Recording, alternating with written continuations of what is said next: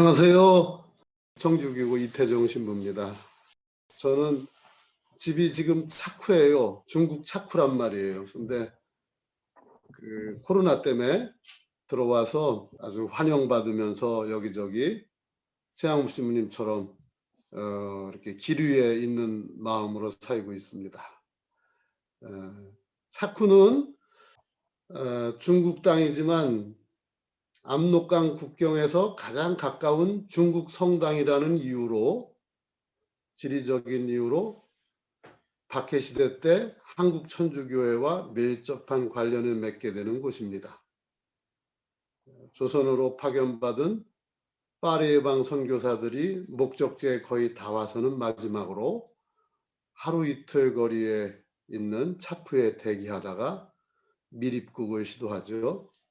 그런데 이게 한겨울까지 기다려야 됐습니다.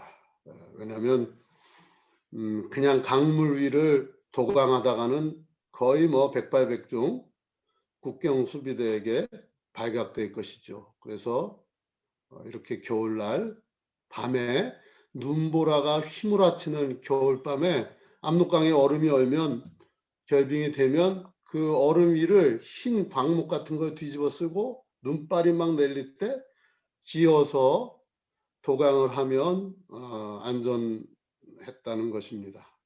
그래서 붙잡히지 않을 수 있었습니다. 상해에서 사제서품을 받은 최양무 신부님이 차쿠에 봄에 오셨어요. 봄에 오셨다가 12월 말까지 첫 사목하신 이유도 같은 이유입니다. 박해받는 조국에 들어가시기 위해서 차쿠에서 압록강에 올 때까지 대기하신 겁니다. 당시 새 신부였으니까 보좌 신부였겠고, 당시에 차쿠의 주임 신부는 우리나라 장차 제4대 교구장이 되실 베르네 장주교님이었어요. 이 시간이 독서 모임이라고 그럴까? 그 달달 책방이라니까 제가 오늘 강의는 그럼 소설 차쿠의 아침부터 소개하는 것으로 해볼까 합니다.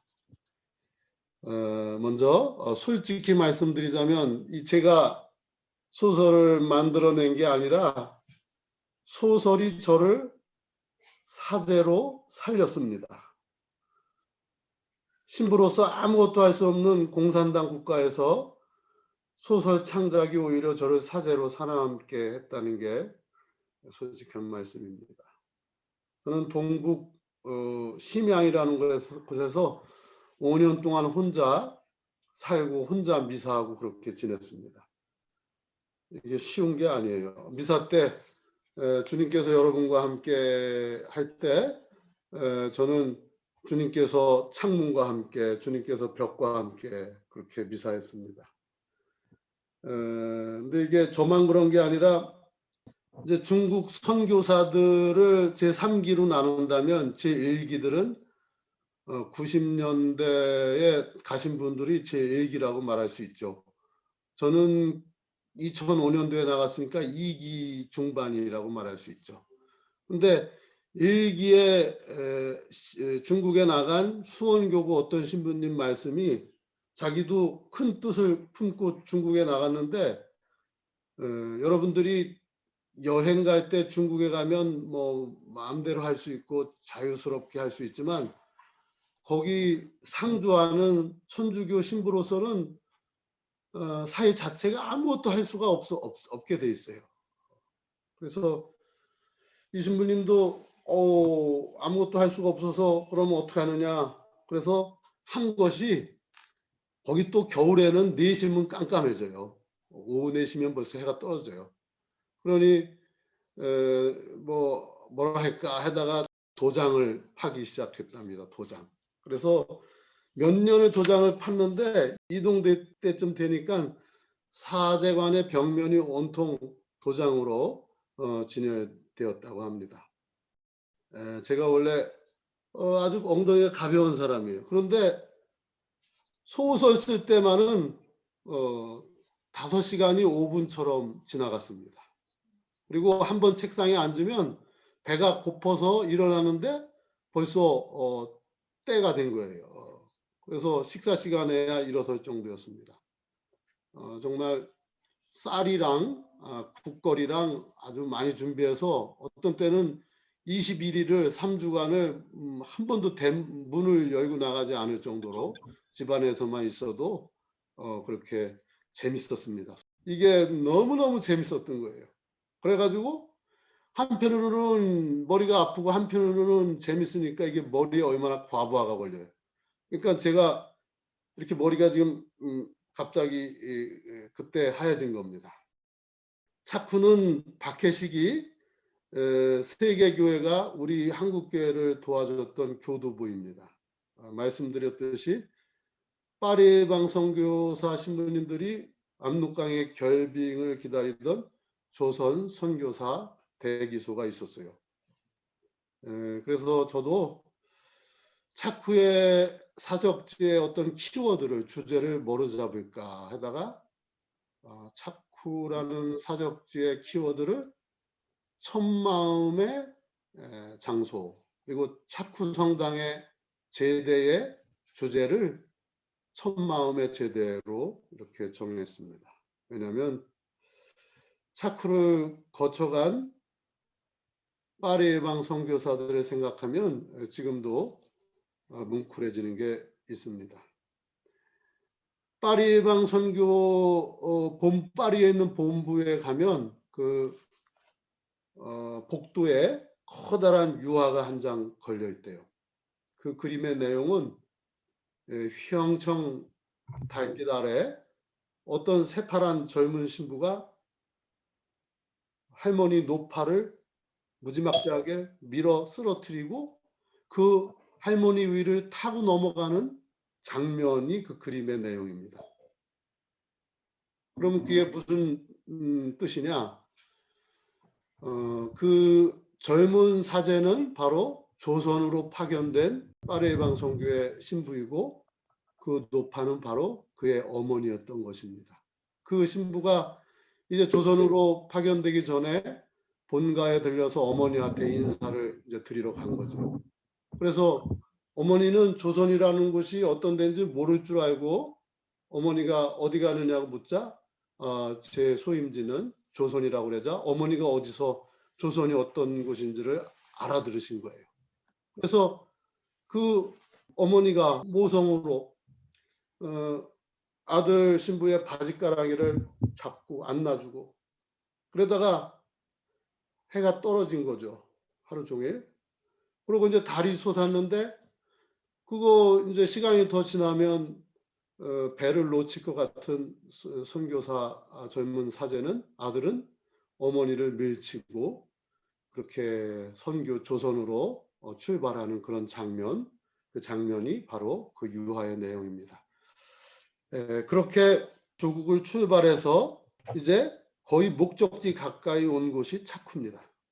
근데 그 용감했던 발길이 다시 한번 멈춰질 수밖에 없고 이제 차쿠만 출발하면 일사천리로 바로 지척에 있는 압록강이고 압록강만 건너면 그때부터 조선 땅이요 살아도 쫓기는 삶이요 죽어도 어마어마한 고문이 기다리고 있는 정말 순교의 현장입니다.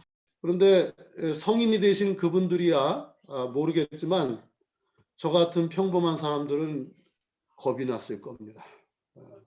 그래서 야 이제는 꼼짝없이 죽었구나.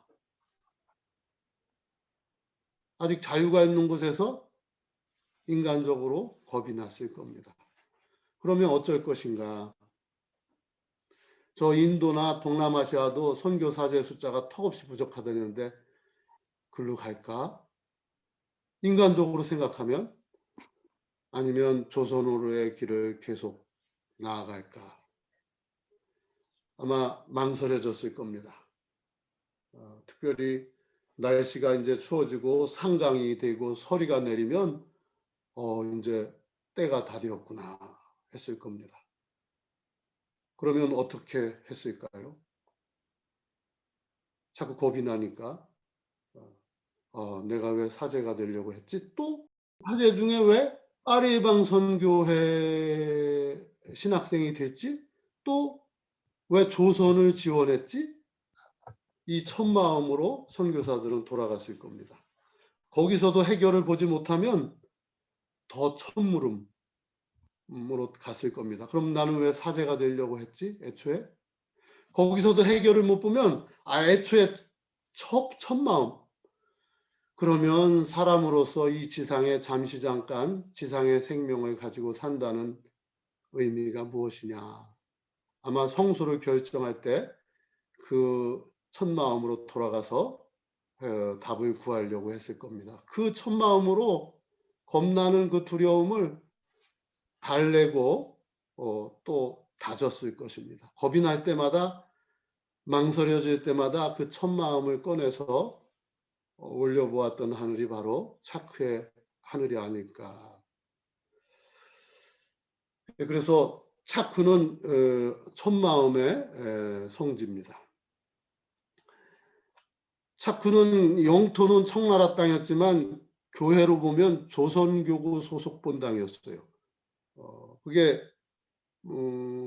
만주와 한반도 전체가 당시에 그 사무권이, 재치권이 파리방 선교회에게 다 맡겨졌기 때문에 자기들끼리 회의를 해서 땅은 중국 땅이나 성당은 조선교구 소속 본당이다. 그렇게 회의 때 결정을 했습니다. 그리고 정말 병임박해가 극에 달하자 1868년 6대 교구장인 리대주교님은 차쿠에, 그러니까 우리나라 일제시대 때 상해 임시정부를 세웠던 것처럼 차쿠에 조선교구청을 임시로 거의 이사를 하게 됩니다. 거기서.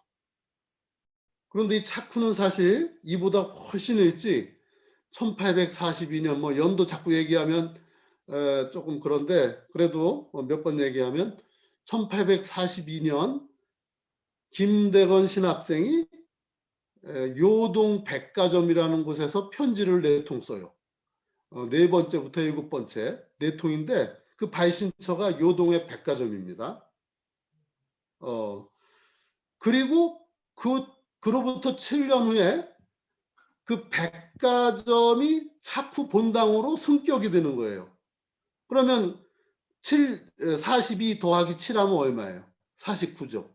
1849년 6월 달에는 최양업 신부님이 벌써 이제 새 신부가 돼서 거기 와서 정식으로 부임하게 되는 겁니다. 그러니까 우리나라 최초의 선교사는 최양업 신부님이에요. 차쿠에서 첫 번째 한국 사제가 중국인 대상으로 선교 사목을 했던 분이 최양업 신부님입니다.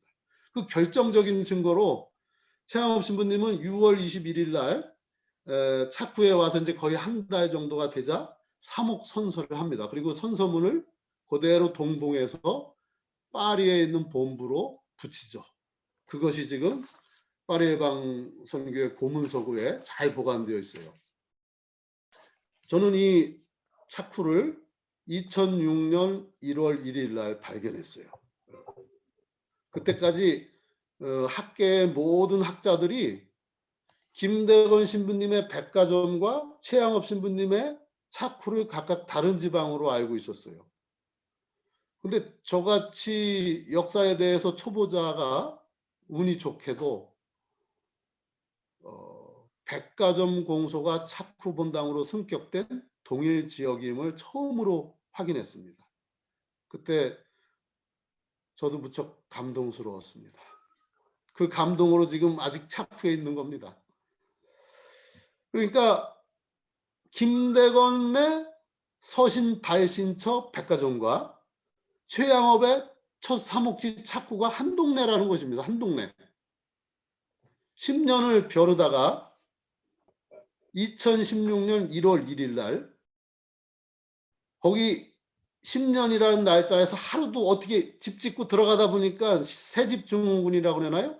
그거 상관없이 어떻게 집 짓고 서둘러서 들어가다 보니까 정확히 10년 만에 제가 거기에 교육관을 짓고 그때부터 차쿠에서 살고 있습니다. 그리고 정말 천상의 김대건 최양호 신부님이 도우시는 게 확실한데 종교국장 부장이면은 거기서 통일전선 부장이면 굉장히 높은 거거든요. 중국 공산당 조직에서는. 이런 분들이 이태종 신부 있남 하고 와서 이렇게, 그리고 파출소장, 그 공안 파출소장, 그 사람이 와서 저랑 호영호재하며 삽니다. 예, 최양업 신부님은 이렇게 착후에 계시다가 밀입국해서 어디로 오시냐면 충북 진천의 배티성지의 사제관을 잡고 사목 중심지로 삼습니다. 거기서 한강 이남 전체를 대상으로 12년에서 13년 동안 혼자 전국을, 그 교촌을 127개를 사목하시다가 길 위에서 과로사를 하십니다. 근데 재미난 것은 중국인들이 이제 착후에 피정을 와요. 근데 김대원 신부님 얘기를 하면 뭐 졸고 뭐 별로예요. 최양업 신부님 얘기를 하면 감동을 받습니다. 제가 이제 중국말이 뭐 잘 못하니까 뭐 1년에 127개 공소를 순방하시느냐고 한 달에 제대로 팔다리 뻗고 주무신 시간이 나흘밖에 안 된다. 그래서 결국 이게 과로사가 한 번 목이 쳐져서 피 흘리는 것보다 훨씬 어려운, 그야말로 길 위에서 체내에 있는 온 수액이 다 소진돼서 그 생명수가 다 말라 삐뚤어져서 마치 흙먼지처럼 길바닥 위로 쓰러져 내리셔서 돌아가셨다. 이 얘기를 하면 중국 할아버지들은 잘 안 울어요. 그 유물론을 배우죠. 그 사람들은 잘 안 울어요. 근데 여기저기서 훌쩍거리는 소리가 나고 뭐 자매님들은 뭐 거의 뭐 소리내서 통곡을 합니다. 최양업 신부님한테 감동을 받아요. 저도 깜짝 놀라는 거죠. 3년 전에 8월 15일 날에 거기는 아예 신부도 없는 그런 벽지에 공소신자도 아니에요. 공수도 못 되는 곳에서 차로 2대로 80명이나 착후해 왔어요. 그 요양이라는 이제 본당에서 1년에 부활이든지 성탄이든지 그 본당 신부가 한 번 미사를 해준대요. 성탄 때 갔으면 부활 때 못 가고, 부활 때 갔으면 성탄 때 안 가고.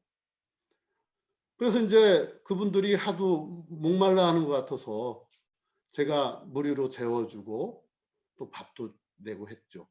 그리고 이제 제가 못하는 중국말로 강의를 하면 안 돼요. 미사 주례를 하면 저는 잡혀가요. 미사 강론도 하면 안 돼요. 그러니까 마치 제가 가이드가 돼서 가이드가 안내하는 것처럼 한 2시간 정도 그분들한테 최양호 신부님 얘기를 해줬죠. 근데 정말 이 중국 할아버지들, 이 목석 같은 할아버지들도 우시더라고요. 그리고 저는 잊어먹었어요. 그분들은 잊어먹었어요. 그래서 한 5개월 정도 지났나 6개월 정도 지났나 사순절이 됐어요. 이듬해. 근데 대련 본당에서 중국 보좌 신부님이 성주간을 착후해서 지내겠다고 왔어요. 근데 이틀 정도 어디 갔다 오겠대요. 그럼 저는 몰랐죠. 그래 갔다 와서 하는 소리가 시우엔이라는 데 갔다 왔는데 신부님, 저도 듣기를 처음 들었는데 제가 거기 가서 한 번에 60명이나 세례주고 왔어요. 근데 60명이 아무것도 아닌 것 같은데 중국은 대단한 거예요. 대련이라는 곳이 인구가 720만 명인데 성당이 하나밖에 없어요, 본당이. 그러니까 2,000명, 인구 2,000명당 한 명?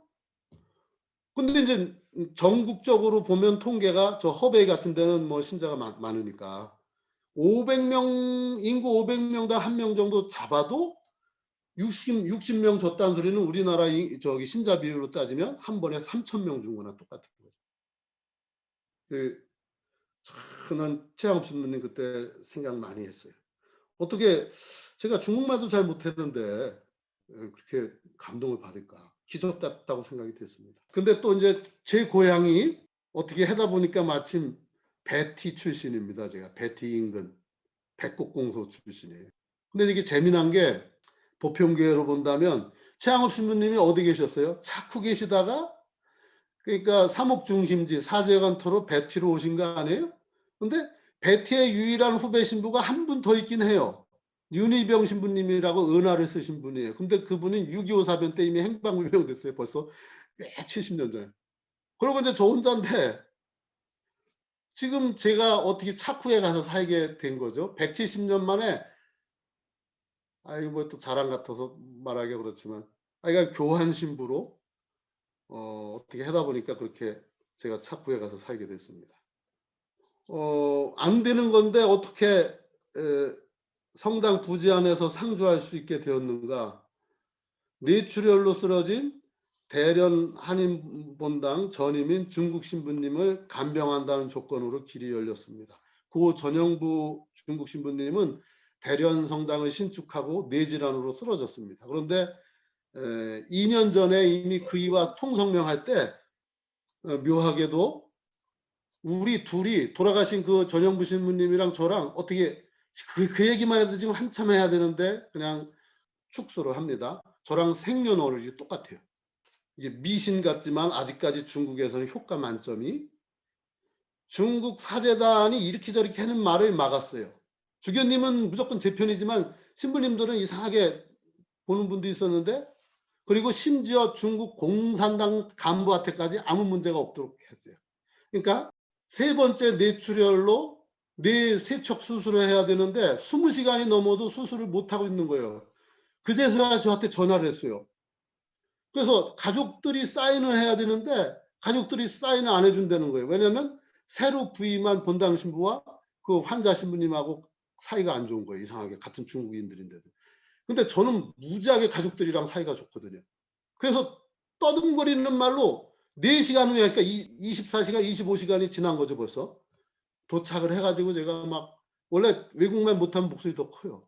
그래가지고 제가 막 아니 이 다음에 우리 전 신부님이 지금 빨리 수술 안 해서 죽었다고 천당에서 나한테 따지면 당신들이 책임질 거야? 당신들이 책임질 거야? 막 그랬죠.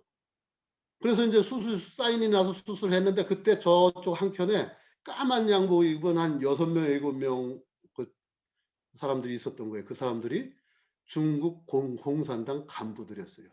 근데 이 사람들이 지금 좀 죄책감이 드는 게 뭐냐면 이 전 신부님이 너무 천사 같고 너무 사람이 좋아서 이 공산당들도 매료가 된 거예요. 이 신부님한테. 근데 성당을 새로 질 때 중국 정부는 돈을 많이 주면서 돈으로 컨트롤 하거든요. 근데 한 10억 정도를 준 것 같은데 이걸 한 번에 준 게 아니라 그 전 신부님이 술 먹는 거 보고 돈을 줬대요. 자기들은 계속 이제 전 신부님 만나고 싶어서. 근데 이가 막 뇌출혈로 쓰러지지 막 죽는다고 그래. 그러니까 자기들도 죄책감이 들었는데 근데 수술은 빨리 해야 되는데 가족들이 사인을 안 해. 근데 웬 심양에서 기차 타고 4시간 내려온 사람이 왜 한국 사람이라는데 그 전에 간병비도 다 대줬다고 그러지.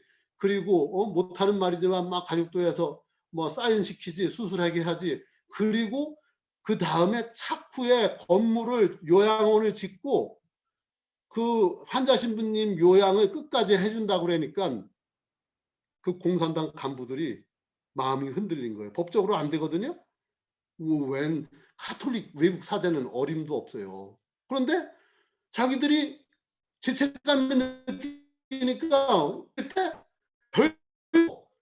그 두 사람 생년월일이 같대야. 그러니까 그래요? 그럼 그래요? 천생연분인 그 중국말에 아주 뭐 그런 게 있어요. 저는 그 틈을 비집고 3달 만에 4층짜리 엄청나게 큰 교육관을 짓고 지금까지 버티고 있는 거예요. 그래서 이제 미사를 할 수도 있고 성지가 개발된 거예요. 한국인이 오면 제가 한국말로 미사해도 아무 문제가 없어요. 그리고 저는 거기서 상주할 수가 있어요. 코로나만 아니면 지금 제가 여기 없어요. 차쿠에서 있는데 코로나 때문에 여기 있는 겁니다. 그래서 종교의 불모지 중국에서 한국 성지가 개발됐습니다. 2시간 거리 안에 안중근의 대순 여순 감옥이 있고 또 반대쪽으로 가면 북쪽으로 가면 2시간 안에 단동 그 뉴스에 많이 나오는 그왜 북한 무역하는 그 철교 거기 압록강 단동 철교가 있고 거기서 2시간만 더 하면 백두산 천지가 있습니다. 올해가 김대원 신부님, 최양호 신부님 탄생 200주년이고 차쿠는 두 분의 공통성지입니다. 그래서 두 분을 비교한다기보다 두 분의 차별화. 그러니까 인기 투표 같은 거 하면 제가 나중에 천당 가서 혼나겠죠. 그러니까 그냥 차별화만 해보면 제가 소설을 쓰기 위해서 이제 사료들을 보고 이렇게 종합한 결과 두 분의 어떤 차별화를 하면 김대원 신부님은 제 생각에 이제 필리핀 롤론보이로 피난 가기 전에 마닐라에서 있었던 그런 사건들 꺽다리가 화분을 들다가 뭐 그런 표현들 그리고 다른 표현들 종합해서 보면 180cm 되지 않을까. 김대원 신부님은. 최양업 신부님은 그냥 한국 남자 165 정도. 그럼 건강은 누가 더 하실까요? 2배는 건강하셔요. 최양업 신부님이.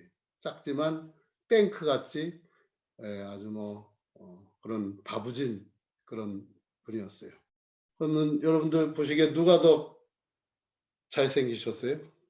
김대원 신부님이죠. 이분의 초상화는 25살 때의 현재로 그린 거고 이분은 40살 때 우리나라 나이로 41살 때 초상화니까 그렇죠. 공부는 누가 더 잘했을까요? 아직까지 파리 방성교회 고문서고의 두 분의 성적표가 남아 있습니다. 건강은 이분이 2배나 건강하다 그랬는데 공부는 이분이 2배보다도 더 잘하셨어요. 김대원 신부님보다. 최승용 신부님이라고 우리나라에서 라틴어를 최고로 잘하는 1등 하도 잘해서 아마 문신을까지 됐을 거예요. 돌아가셨는데 그분이 이제 최양호 신부님 서한을 이제 판독을 하셨는데 이분이 원래 거물이라 당시 베티의 주임 신부가 우리 지금 현재 주교님 장봉원 주교님이 신부였을 때예요. 그래서 이제 해달라고 그러니까 맨 처음에는 튕겼어요. 내가 할 일이 얼마나 많은데. 근데 1년 후에 그 최승용 신부님이 우리나라 라틴어의 최고 권위자가 베티까지 와가지고 어유 장 신부님 내가 이거 시간이 걸리더라도 나한테 내가 이거 마치겠습니다. 나한테 좀 해결해 주세요. 그렇게 이유는 거기 이제 그대로 제가 그걸 읽으면 판독 작업에 씨름하듯이 내가 빠졌던 것을 그러니까 최승용 신부님이 이제 썼는데 상상할 수 없을 정도의 완벽한 최양업 신부님의 라틴어 실력 때문이었다. 문장에 매료돼 가지고 이는 신앙이고 순교고 뭐 다 떠나고 문장 자체에 매료가 돼서 한 마침표 한 문장인데 거기 들어간 단어가 156개 단어에다 연속해서 24개의 동사가 연속해서 들어갔고 한 문장 안에 15개의 쉼표, 세미콜론 7개, 콜론 몇 개.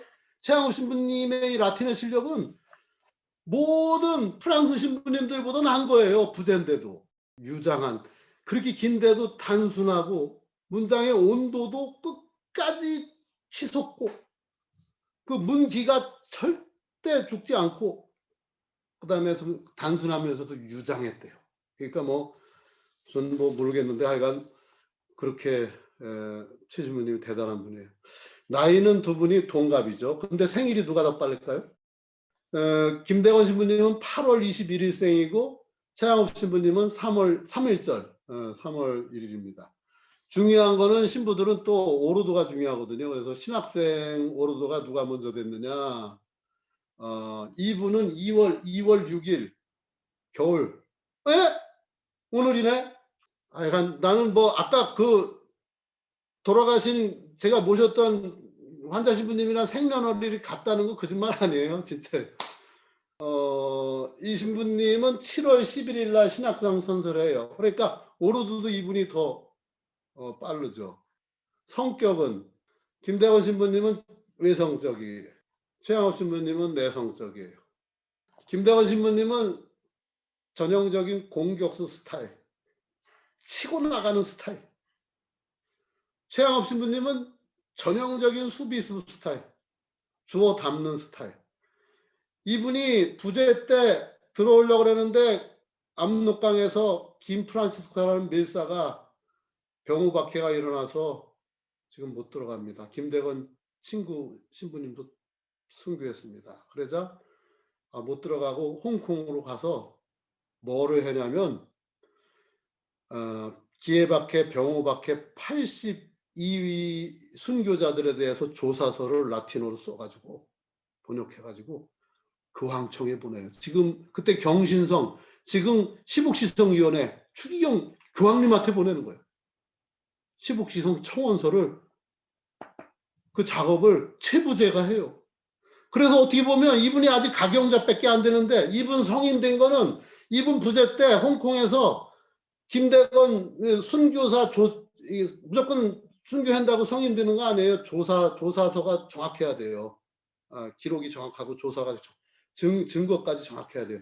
이분이 부재 때 이분 조사를 잘해서 올려서 성인된 겁니다. 김대건 신부님은 용감하고 민첩하고 추진력이 있어요. 최양업 신부님은 그 외에 좋은 건 다 합니다. 신중하시고 온유하시고 인내로우시고 지혜로우시고 양순하시고 관대하시고. 서품은 누가 먼저 받느냐? 이분이 45년도에 받아요. 이분은 49년도에 받아요. 4년이나 차이가 나는 거예요. 그러면 최양업 신부님이 뜰불 거 아니에요. 내가 키만 좀 작다 뿐이지 공부, 건강, 아니 뭐 하느님 사랑이라는 그런 뭐 점수가 어디 나오는 거야? 그럼 왜 이랬을까? 오늘 여기 온라인 올해가 어떤 해입니까? 두 분의 해 200주년 아닙니까? 근데 오늘 이 수업 받으시는 분들한테만 제가 한 가지 가르쳐 줄게요. 제 생각은 아니에요. 어떤 분의 생각인지는 내가 이 자리에서 밝히지 못하겠는데, 하여간 왜 그러면 이분이 모든 게 앞서는데 이분이 4년 먼저 신부가 되느냐, 소품을 받느냐. 이분이 2월 6일 날 추천서를 받을 때 소위 아버지 신부 추천서를 써준 분은 유방제 빠치피코 신부예요. 중국 신부예요. 이분이 7월 11일 날 추천서를 받은 그 아버지 신부는 누구냐면 모방 신부님이에요. 근데 모방 신부님이 입국하자마자 이분의 아버지 신부인 유방제 빠치피코 신부님을 중국으로 돌려보내요. 그러고 이 서품을 누가 주냐면 고 페레올 우리나라 제3대 교구장 주교님이 주시거든요. 직권자니까. 그런데 고 페레올 주교님이 어디 출신이에요? 파리의 방송교회 출신이죠. 그러니까 이 조선이라는 나라, 한국이라는 나라 천주교에 영원히 일본 가는 그 좋은 1번짜리 자리는 누구한테 주고 싶겠어요? 파리 안으로 굽죠. 자기 파리의 방송교회 신부가 추천한 아버지 신부가 모방 신부인 김대건 신부님이 이제 먼저 받게 되는 거죠. 저는 여기에 이 의견에 거의 90% 이상 찬성입니다. 그러니까 두 분이 우정에 금이 갈 만도 했어요. 최 신부님 입장에서 보면 난 영원히 둘째냐 왜? 응? 아직까지 성인도 못 되고 가경자밖에 못 되냐 왜? 그럴 수 있었는데 두 분은 죽고 못 사는 절친이었어요. 그러면 김대건 신부님이 최양업 신부님에 대한 우정의 마음이 어디에 드러나느냐? 편지에 드러납니다. 1846년 김대건 신부님이 이제 잡혀서 옥중에서 맨 처음에 편했어요. 왜냐하면 신학문을 배웠으니까 막 조정의 대신들이 와서 막 학문을 배우려고 그랬어요. 대우가 좋았어요. 그런데 세실 제독이라는 사람이 프랑스 사람인데 기해박해 때 1839년에 프랑스인 신부님들 3명을 왜 죽였느냐 하고 조정에 항의하는 편지를 써요. 이때 김 신부님은 나 이제 위험하겠구나. 사형이 집행되겠구나라는 걸 직감합니다. 그래서 즉시 옥중에서 편지 2통을 써요. 첫째 편지는 우리들이 잘 아는 교우들 보아라, 이런 편지고, 김대건 신부님의 둘째 편지는 성직자들에게 쓰는데, 그 성직자들에게 일일이 하직 인사를 하는데 그 마지막에 소팔가자에 있는 최양업에게도 편지를 씁니다. 최양업 부자에게도. 그러면서 뭐라고 쓰냐면, 내가 걱정하는 것은 33년 동안 목자 없다가 또 하나뿐인 방인사제의 일을 조선교회다. 조선교회의 뒤를 부탁합니다. 그리고 천지간에 홀로 남아서 우실 우리 어머니 고우술라도 부탁합니다. 천국에서 봅시다. 천국에서도 없어서는 안 될 내 형제시여. 그리고 부디 청컨대 나의 마지막 모습을 잊지 말아 주십시오. 말아 주시게. 편지 읽어봐요. 거기서는 아주 존경의 뜻을, 내 마지막, 김대건 신부님이 최양업 신부님한테 자기가 죽기도 전에 내가 어떻게 죽는지 형제여 보시어 잘 기억해 주시게, 그렇게 편지 쓰는 거예요. 이게 무슨 소리냐면, 내가 유종의 미를 거두겠다.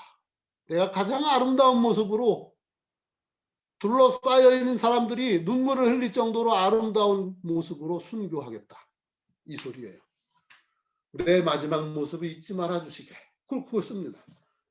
그리고 최양업 신부님이 그러면 김대건 신부님에 대해서 마음이 결정적으로 드러나는 대목은 단동 구련성에서 아까 좀 전에 말씀드렸던 대로 김프란치스코한테 김대건 신부님 순교했다는 소리를 들었을 때 영하 30도도 넘는 그 국경의 칼바람 부는 벌판에서 이렇게 울부짖습니다. 친애하는 동료요, 내 전우요, 내 최고의 전우요, 우리나라의 천상 수호자시여, 이제 나는 외톨이다. 저는 개인적으로 두 분 중에 누구 줄을 섰느냐, 전에는 김대건 신부님 줄을 섰다가 지금 최양업 신부님으로 바뀐 거, 분위기가 그렇죠. 왜 그러냐면, 제가 살아가면서 또 기도하면서 자꾸 김대건 신부님이, 이 신부 너는 내 뒤에 줄 서지 말고 내 친구 최양업 신부를 본받아야 돼. 그래야지 너도 행복하고 네 인생도 완성된다. 자꾸 그러셨어요. 그래서 간 것뿐이에요. 요새는 대세가 김대건 신부님이 아니라 최양업 신부님이 대세인 것 같습니다. 차후에 한국 수녀님들이 오면 제가 꼭 묻죠. 수녀님들이 단체로 오면 한국 수녀님들이, 수녀님들 대건이 오빠가 좋아요, 양업이 오빠가 좋아요? 물으면은 금방 대답해요. 양업이 오빠요. 왜 그래? 요새는 한 번 그냥 크게 잘해주고 떠나가는 사람보다 아주 오랫동안 곁에서 잘해주는 그런 다정다감한 오빠가 더 좋아요. 그래서 요즘은 박해 시대가 아니라서 그렇답니다. 요즘은 목숨을 바치는 커다란 순교보다 일상생활에 하는 사소한 어떤 증거 행위 하나가 더 필요합니다. 벼르고 별렀다가 한바탕 크게 하는 액션보다 작지만 일상에서 자기도 기쁘고 남도 기쁘게 해주는 어떤 그 말 한마디 하는 게 어쩌면 더 기묘해졌어요.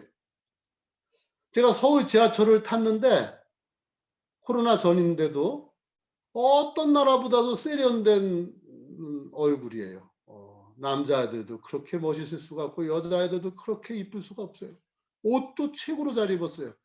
그런데 안색은 다 화가 나가지고 말도 못 겠어. 자꾸 사람들은 지금 거기 엄청 촌인데 못 배우고 못 벌어도 맨날 싱글벙글 정월 대보름입니다. 발동이.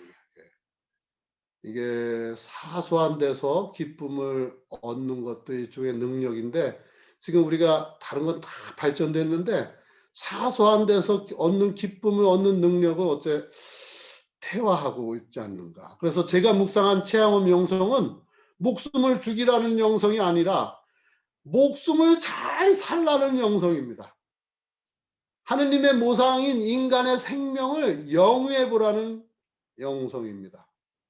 굵고 짧게 한 번 하는 그런 증거가 아니라 마라톤같이 긴 인생 오래도록 함께하면서 다정하게 끝까지 작은 증거라도 하라는 그런 영성입니다. 최양업 신부님의 영성으로 첫 번째는 하느님관입니다. 최양업 신부님 서안에 제일 많이 나오는 표현 중에 하나가 자비로우신 하느님 아버지입니다. 라틴어로 미세리꾸르디움 파테. 최 신부님의 하느님과는 자비였어요. 하느님의 본성은 자비로우신 아버지시다. 그런데 실제는 어땠느냐? 무자비했잖아요.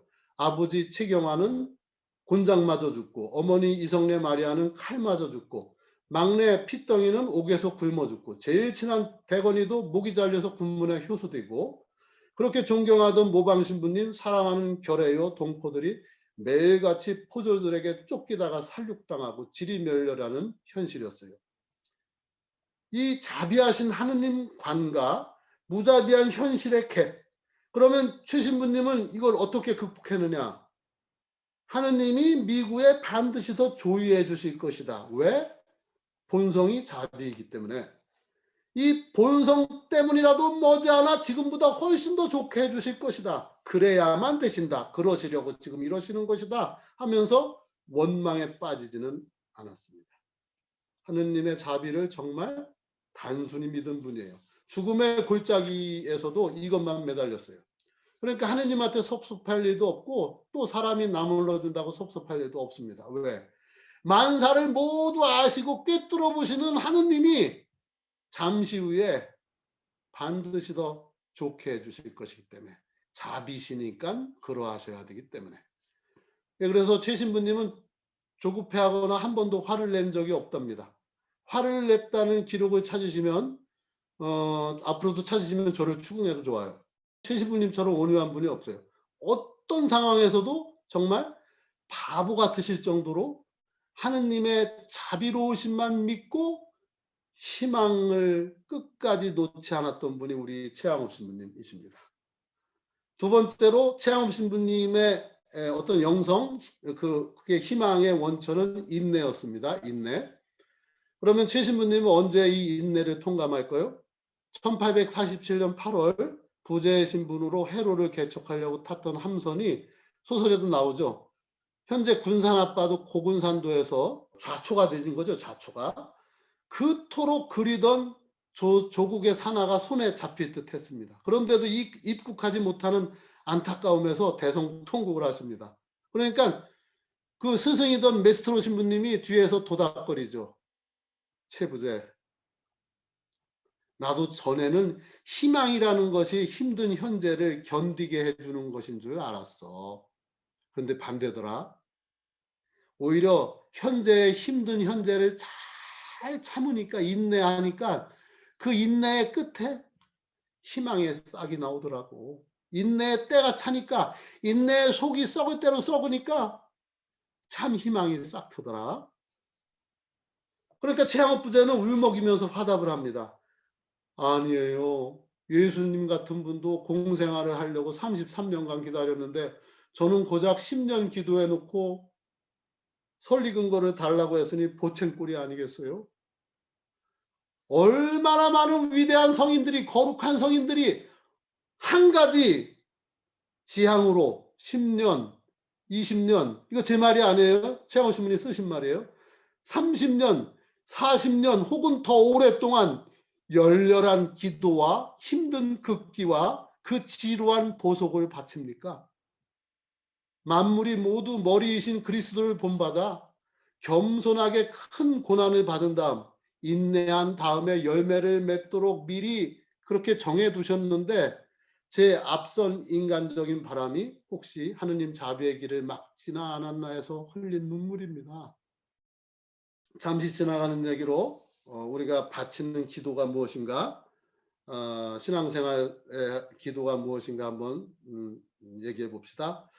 최양업 신부님 말씀 떠나 기도가 무엇인가, 기도는 어쩌면 인내라는 두 글자가 아닌가 합니다. 우리는 기도합니다. 미사의 의무를 봉투에 넣으면서 기도합니다. 이번에 우리 큰아들이 시험 치는데 잘 되게 해주세요. 우리 남편이 이번에 고비가 있는데 잘 넘기게 해주세요. 우리 아내 계획이 있는데 하느님이 도와주세요. 우리 딸 좀 낫게 해주세요. 아유, 코로나 빨리 없애주세요. 경제도 좀 살려주세요. 기도합니다. 그러면 기도하는 즉시 이루어지면 기도빨이 센 것입니까? 그게 최고의 기도입니까? 예, 물론 예수님께서도 기도하라, 구하라, 받으리라, 두드리라, 열리라 하셨으니까 우리가 필요할 때 열심히 간청하는 것도 기도의 한 방법입니다. 그러나 저는 이렇게도 생각합니다. 기도한다는 자체가 벌써 은총 상태에 돌입한 거라고, 들어간 거라고. 왜? 하느님한테는 과거와 현재와 미래가 따로 없습니다. 예를 들어 차쿠에서 제가 우리 가족들이 보고 싶어서 가족을 위해서 묵주기도를 바치면 그 묵주기도 바치는 30분 동안에는 가족들하고 함께 있는 듯한 마음의 위로를 받아요. 기도를 해가지고 꼭 들어주시고 안 들어주시고는 주님 소관입니다. 저는 다만 그 기도로서 내 인생의 방향만 확실히 결정합니다. 내 시간과 정성만 확실히 결정합니다. 성공 여부는 주님께 맡기고 다만 그 일을 기다리며 사는 제 기다림의 자세, 제 인내의 자세를 체크합니다. 세 번째로 최양업 신부님한테 있어서 영성의 근간은 십자가입니다. 바오로 사도도 십자가를 예찬해요. 유다인들은 표징을 요구하고 그리스도인들은 지혜를 찾습니다. 그러나 우리는 십자가에 못 박히신 그리스도를 선포할 뿐입니다. 그리스도는 유다인들에겐 걸림돌이요 다른 민족들에겐 어리석음입니다. 그러나 부르심을 받은 이들에겐 하느님의 힘이시며 하느님의 지혜십니다. 최양업 신부님도 26살 때 이미 이런 편지를 쓰십니다. 원컨대 지극히 강력하신 저 십자가에 못 박히신 저 강력하신 저 십자가의 능력이 저에게 힘을 응결시켜 주시어 제가 십자가에 못 박히신 예수님 외에는 아무것도 배우게 하지 않기를 빕니다. 저는 이 서원을 신부님께 하고 신부님의 기도로 붙여주시고 완성시켜 주시기 청합니다.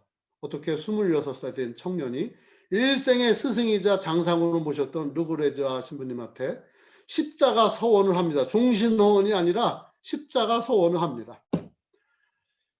그래서 이 십자가의 서원은 최양업 편지의 모든 문장의 출발점이요 귀결점이 됩니다.